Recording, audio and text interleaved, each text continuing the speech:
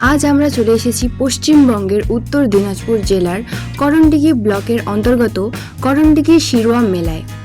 হাজার হাজার বছর আগে থেকে এই মেলা অনুষ্ঠিত করা হয়। অনেক দূর দূর থেকে মানুষ আসে নববর্ষ উপলক্ষে। প্রতি বছরের মতো এই বছরও চারিপাশে অনেকগুলি ছোট ছোট দোকান বসেছে, বড় দোকানও রয়েছে, খাবার দোকান রয়েছে। চারিপাশে অনেক মানুষ এবং সবার মনে আনন্দ এবং উৎসাহ ফুটে উঠছে। আমি তো আমার ছোটবেলা থেকেই এই মেলায় প্রতি বছর এসে থেকেছি। তোমরা যেখান থেকেই হোক আমার ভিডিওটা দেখো না কেন, একবার অন্তত পক্ষে করণডিঘি মেলায় আসবে, আমার পক্ষ থেকে নিমন্ত্রণ রইল। এই মেলায় সাধারণত আশেপাশের এলাকার মানুষজন এসে থাকে, যেমন টুঙ্গিডিঘি, ডালকোলা, রায়গঞ্জ এবং আমাদের পাশেই যেহেতু বিহার বর্ডার রয়েছে, এখানে বিহারের লোকজনও এই মেলায় অংশগ্রহণ করে। তো আমি তোমাদেরকে জিজ্ঞেস করতে চাইছি যে তোমরা কোথায় থেকে আমার ভিডিওটি দেখছো। তোমরা যেখান থেকেই আমার ভিডিওটা দেখো না কেন, কমেন্টে অবশ্যই জানাবে। শিরোয়া মেলা, এই করণডিঘির পুকুরটা আগে অতটাও সুন্দর ছিল না, এটাকে অনেকটা মডিফাই করা হয়েছে। বর্তমানের করণডিঘির পুকুরটা দেখলে অবাক লেগে যায়, অনেকটাই সুন্দর এবং অনেকটা সৌন্দর্যময়, দেখলে অসাধারণ লাগে। করণডিঘির পুকুর তো সুন্দর, কিন্তু সারা বছর তো এটা খালিই থাকে। আজকের দিনে এতজন মানুষ এখানে স্নান করে, সেখান থেকে নিজের পাপকে পুণ্যে পরিবর্তন করে। এটা সৌন্দর্য আমি যে আমার মোবাইলে তুলে নিয়ে আসতে পেরেছি, এটা আমার জন্য অনেক বড় একটা পাওয়া। আসলে এই পুকুরটার অনেক বড় একটা ইতিহাস রয়েছে। এই করণডিঘিতে আগে একজন রাজা থাকতেন, তার নাম ছিল করণ, এবং সেই করণ রাজার নাম অনুসারে এই জায়গার নাম হয় করণডিঘি।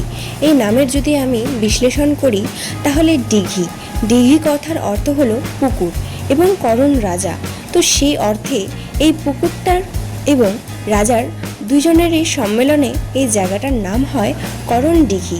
এই মেলা নববর্ষের দিন থেকে শুরু হয়, অর্থাৎ ইংরেজির এপ্রিল মাসের 15 তারিখ থেকে এই মেলা শুরু হয়, আর আনুমানিক 5 থেকে 7 দিন পর্যন্ত এই মেলা চলে। তোমরা কখনো ভেবে দেখেছো মেলা কথার অর্থ কি? মেলা কথার অর্থ হলো সমাবেশ বা মিলন, যেখানে অনেক দিন পর সবারই আত্মীয় স্বজন এবং দূর দূরান্ত থেকে মানুষের সাথে মিলন হয়। এই পবিত্র জলে স্নান করলে আশা করি আমার প্রার্থনাটা পূরণ হবে। দেখা যাক কি হয়। স্বপ্ন তো অনেক বড় বড়, তবে প্রার্থনা করা কি আর ছাড়া যায়? এটা হলো করণডিঘির শিব মন্দির। সবাই স্নান করার পর এখানে আসে পুজো দিতে। সবারই যত মনে ইচ্ছা থাকে, সব মনোকামনা এখানে পূরণ করার জন্য সবাই প্রার্থনা করে।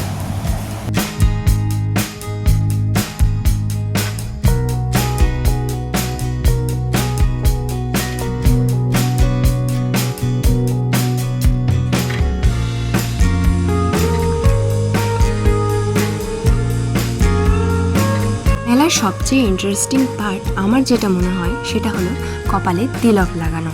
এটা লাগানোর মাধ্যমে আমার তো মনে হয় যে ভগবান স্বয়ং আমার কপালে আশীর্বাদ করে দিচ্ছে যে যা বর্ণালী, তোকে আশীর্বাদ দিলাম, সব ভালো হবে, মঙ্গল হবে।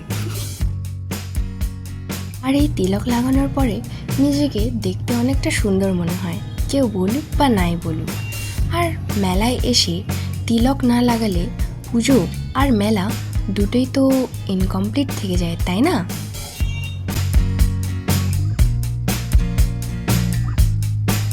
ভিডিওটা যদি ভালো লেগে থাকে তাহলে লাইক করে দেবে, আর কমেন্টে অবশ্যই জানাবে যে তোমরা কোথায় থেকে আমার ভিডিওটা দেখছো। তোমাদের যদি ভ্লগ দেখতে ভালো লাগে তাহলে চ্যানেলটিকে সাবস্ক্রাইব করে নাও।